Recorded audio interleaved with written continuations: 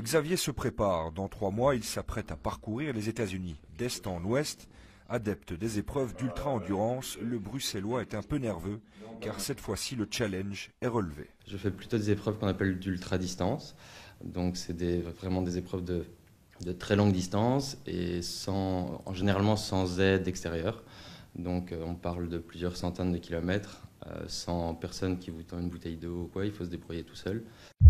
La Trans M-Bike Race, une course d'ultra-endurance, 50 000 mètres de dénivelé, 7 000 km de distance, plusieurs semaines de vélo, sans aide extérieure, avec comme seul repère un GPS.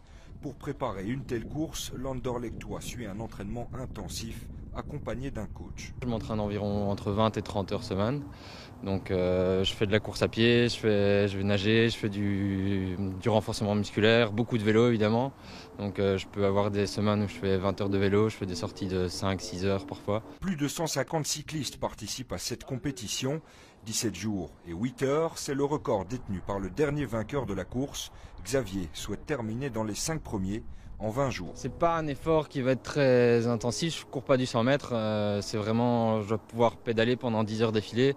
Donc au niveau cardiaque, c'est vraiment différent. Donc effectivement, là j'entraîne beaucoup mon endurance, donc faible pulsation, être vraiment relax. Entraînement, course et sponsoring, matériel ou financier, Xavier cherche encore des partenaires pour l'aider à réaliser son challenge. Jusqu'à juin, le chemin à parcourir est encore long, mais la motivation de cet ultra-sportif ne s'effrite pas.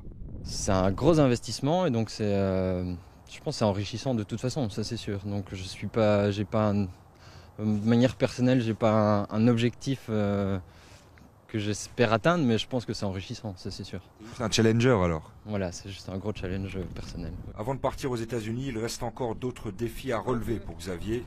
Le 7 avril prochain, il tentera d'établir le premier record de traversée de la Belgique à vélo.